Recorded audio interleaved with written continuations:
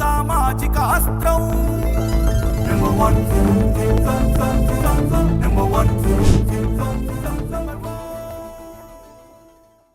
Welcome to number 1 news. This is Divya. మత మార్పిడీలు, ఉగ్రవాదుల ఆరోపణలు ఎదుర్కొంటున్న జమాలుద్దీన్ అలియాస్ చాంగూర్ బాబా లీలలు ఒక్కొక్కటిగా వెలుగు చూస్తున్నాయి. ఏజెన్సీల దర్యాప్తులో వెలుగు చూసిన రెడ్ డైరీలో సంచలన విషయాలు బయటపడ్డాయి. విదేశాల నుంచి 106 కోట్ల ఫండింగ్ ఆయన అందుకున్నట్లు తెలుస్తోంది. ఉత్తరప్రదేశ్ టెర్రరిస్ట్ నిరోధక స్క్వాడ్ దాడుల్లో చాంగూర్ విలాసవంతమైన భవంతిలో ఈ డైరీ దొరికినట్లు చెబుతున్నారు. అందులో పలువురు రాజకీయ నేతలు, మాజీ అధికారుల పేర్లు ఉన్నాయని తెలుస్తోంది. 2022 ఉత్తరప్రదేశ్ అసెంబ్లీ ఎన్నికల్లో వీరికి చాంగూర్ బాబా ఆర్థిక సహాయం అందించారని సమాచారం. ATS, special task force, enforcement డైరెక్టరేట్లు ప్రస్తుతం ఈ రెడ్ డైరీపై దృష్టి సారించాయి. Changur Baba foreign funded empire 106 కోట్ల మేరకు విస్తరించినట్లు డైరీలో సాక్ష్యాలున్నాయి.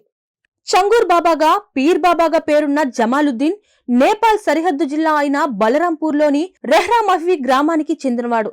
సైకిల్పై ఉంగరాలు, రంగురాళ్లు అమ్ముకునేవాడు. 10 ఏళ్లలోనే కోట్లాది రూపాయలకు అనూహ్యంగా పడగలెత్తాడు. మధ్యప్రాచ్య దేశాల నుండి విరాళాలు అందుతుండేవి.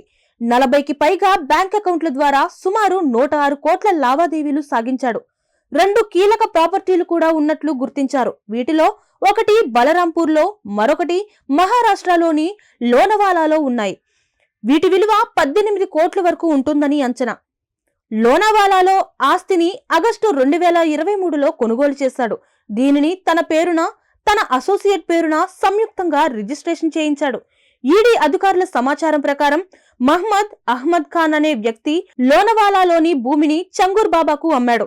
ఇదే పేరుతో ఉన్న వ్యక్తి బాబా అకౌంట్లోకి నిధులు పంపినట్లు కూడా అనుమానిస్తున్నారు.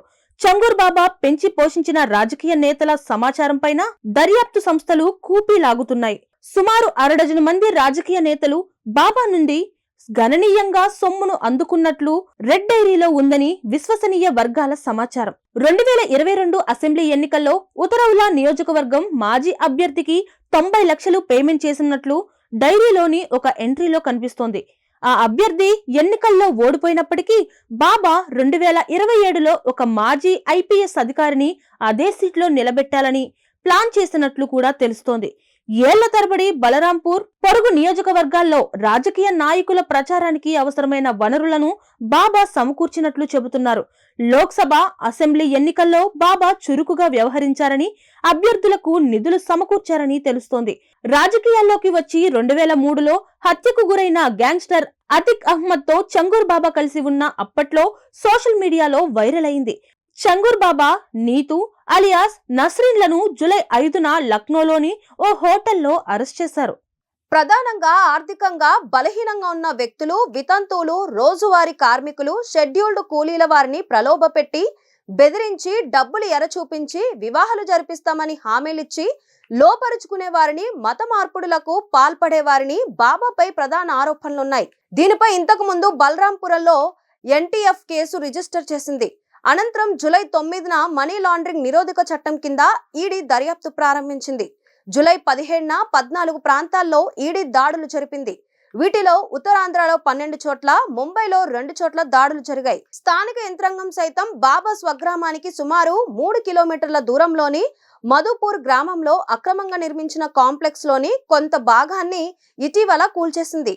ఇది ప్రభుత్వ భూమి అని, 15 సీసీటీవీ కెమెరాలతో నిఘా, 2 కావలి కుక్కలున్న ఈ బిల్డింగ్ చాలా కాలంగా అనుమానాస్పదంగా ఉన్నట్లు అధికారిక డాక్యుమెంట్లు వెల్లడిస్తున్నాయి. మరిన్ని లేటెస్ట్ అప్డేట్స్ కోసం చూస్తూనే ఉండండి నంబర్ 1 న్యూస్. సామాన్యుడి చేతిలో సామాజిక అస్త్రం.